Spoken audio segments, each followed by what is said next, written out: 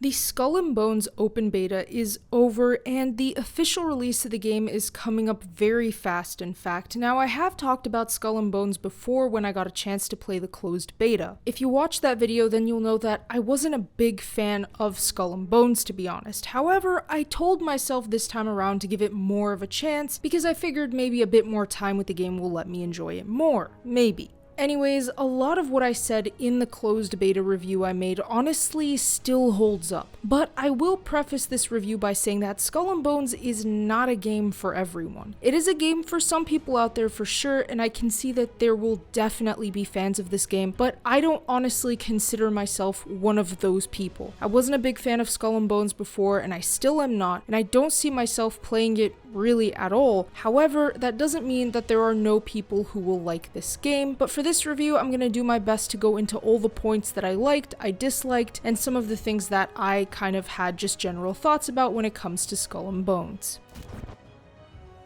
So firstly, let's talk a bit about the story, because I did manage to get further in the story this time around. Now, I'm used to Ubisoft's open world games by now. I've played many, I've talked about them on this channel, I've written articles about them too. I know that they have a tendency to have pretty generic, almost basic storylines. I personally don't mind a generic story if it's executed correctly, and unfortunately, the Skull and Bones story just wasn't enough to pull me in. It was relatively boring to me because the gameplay complementing it is not varied enough. Unlike games like Ghost Recon Wildlands, which provides many avenues to tackle a single mission with its emphasis on tactical shooter gameplay. Skull and Bones' main missions mainly consist of you listening to a very boring monologue from an NPC before you embark on your ship and basically just retrieve stuff or do stuff. That's what I got to play for the most part. Go to X location, get Y thing. You fight other ships along the way and such, but it's not really varied beyond that. At least that's what I saw from the game and accepting contracts. I'm sure once the game releases, there will probably be some cool world events and multiplayer things, but the open beta didn't give me much of that anyways. You work with Captain Skurlock, and your main enemy consists of the Compagnie, or the French, as you fight for basically control of the sea. For the most part, the gameplay of Skull and Bones is the thing that is doing a disservice to the minimal story. Additionally, the story feels very much like something you'd have in a free-to-play MMO or something, which is a comment I made in my closed beta review as well. However, it stands up still because the story just isn't very compelling. The gameplay of Skull and Bones is, in my opinion, a bit disappointing. I find it interesting that a company like Ubisoft, which has accomplished great ship combat before in games like Assassin's Creed Black Flag and other Assassin's Creed games, to be fair, could not accomplish a similar level of quality in the ship combat in Skull and Bones. It was honestly mind-boggling because I feel like they've done it right so many times before, so why not this time? Especially when Skull and Bones revolves almost entirely on you being in your ship. The ship combat is very arcade-like and is a bit underwhelming. There's no real surprises, but I guess maybe the more you upgrade your weapons, the more interesting it can get. However, still, even with different weapon types, it's not really that fun because it feels like Ubisoft almost stripped away all of the strategic elements of the ship combat from their other games. For the bulk of the game, you use your ship. Disembarking your ship is not really an option unless you go to an island designated for you to be able to disembark. What this means is that you cannot disembark on any island you want, and even when you can disembark, the islands aren't really all that exciting, to be quite frank. In addition to this, you cannot disembark your ship to plunder islands, harvest resources, and board enemy ships. Plundering islands is a way to essentially loot resources from a different island. However, like I said, you don't physically disembark for any hand-to-hand combat as a part of the plundering. So basically, the way the plundering system works is that when you begin a plunder, a border appears around a certain area near the island, basically including the island and a little surrounding it. If you leave this area, the plunder will end.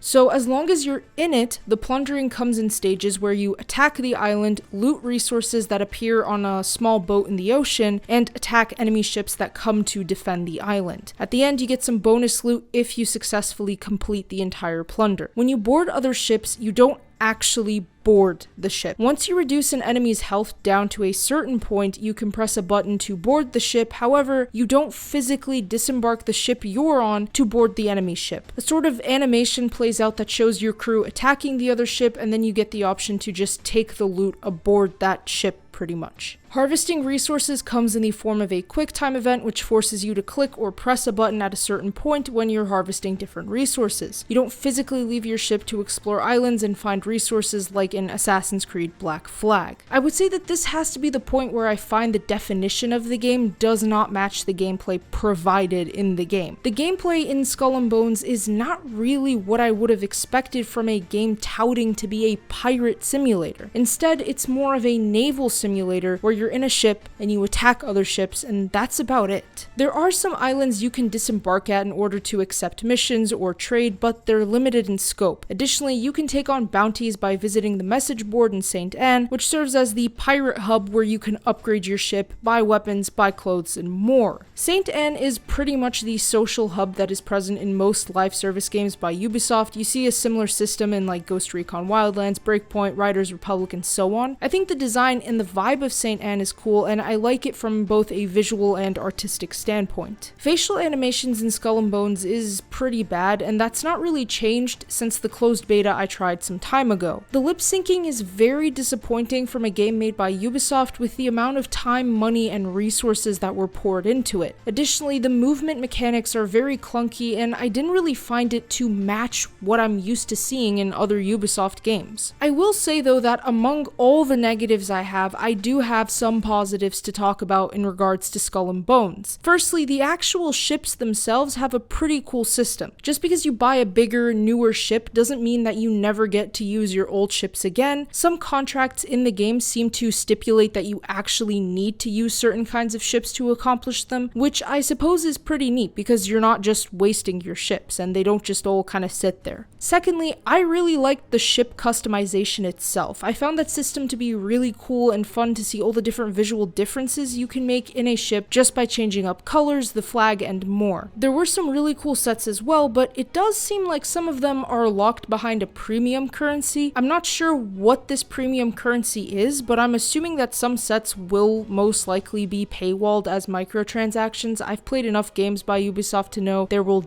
definitely be microtransactions. I think steering the ship isn't terrible, but it's not my favorite either. I mean, your stamina does drain pretty quickly, so sometimes you'll need to move pretty slow through waters to deal with your crew's stamina. However, that can be fixed by feeding the crew, and you do that basically by getting food and then cooking it while you're in St. Anne. It was pretty neat to see the impact of weather on the way the ship functions and how the ocean can get really torrential, though I wish more was done with this, like having the weather make a really intense impact on the ship's ability to navigate the ocean. I also think it would have been cool to see stuff like water spouts and whirlpools in the ocean, things like that, but for the most part it was just kind of storms from what I saw. When you're playing Skull and Bones, you will be around other players quite frequently. Now, you don't need to engage with anyone else if you don't want to, and you certainly can play this game solo, which is what I was doing the whole time, but there are PvP components. Other players can technically attack you, and other players interacting with NPC ships does impact you too. Again though, you don't need to play with other people. Leveling up in Skull and Bones is done through infamy. You gain infamy by completing contracts and successfully plundering islands, things of that nature. I thought leveling up was relatively easy and it wasn't difficult or grindy, so to speak. I'm not sure if that will be changed in the full release of the game, but I hope they don't pull an Assassin's Creed Odyssey on this game and, make it an XP grindfest. Visually speaking, I think that the overall world and the way the colors mix together and the vibrancy of this ocean environment is nice. I don't really have much issue with it, and it's about the same as most other Ubisoft games that include a similar environment. However, I do find that all this beauty was dramatically underused. There is no way to swim, no way to see many of the islands, no way to appreciate the work put into the vegetation, pretty much nothing. With the clunky mechanics and the movement of your character to the deadpan faces of the NPCs, it feels like there's a chunk of the soul of this game that's missing. That's the exact feeling I got with a game like Arcane's Redfall. Pretty much, Skull and Bones feels like a game that was forced onto the devs and that it isn't the game they had wanted to make. It feels like it could have really been an absolutely fantastic game, but it just fell short of the edge. Skull and Bones' biggest issue as well was claiming at the beginning to be some sort of a spiritual successor to Assassin's Creed Black Flag. Unfortunately for Skull and Bones, Black Flag set an extremely high bar, which Skull and Bones just couldn't meet, at least not in its current state. In addition to this, Skull and Bones faced so many delays, I believe about 6 or 7 times, so many issues along the way too, and it's clear that the vision of this game has been lost by a significant margin. I won't be shocked that if in a few months post-release, we get articles about issues on the development team, leadership changes, and more. I would honestly be shocked if that didn't happen while this game was being made, because for the most part, any game that kind of flops or is underwhelming at release, even though it could have been something, they tend to all trace back to very similar problems like this. In any case, Skull and Bones, in my opinion, is not a game I can see myself playing much, if at all. To me, this game is boring. That's about the best way I can sum it up. However, I do believe that this game works very well for other people, and I'm sure that some of you out there watching this video will actually like what you're seeing and will find positives in what I consider negatives. For me, Skull and Bones is not a quadruple A game as Ubisoft's CEO claims, but a game that could have been something more had there been a very clear-cut vision from the start. In any case, I hope that for those of you who are excited for this game, that you enjoy it. But for me, the open beta was not compelling enough to get me to want to continue playing too much. However, there are positives, like I said, that I'm sure many of you will like too. And with that being said, thank you all for watching. If you enjoyed that video, feel free to leave a like and subscribe with notifications set to all so you never miss out on a single upload. Comment below your thoughts on Skull and Bones, and don't forget to check out our website for gaming news, entertainment, and more. The link to that, as well as all our other important links, are in the description below. Thanks again, and I'll see you all in the next video.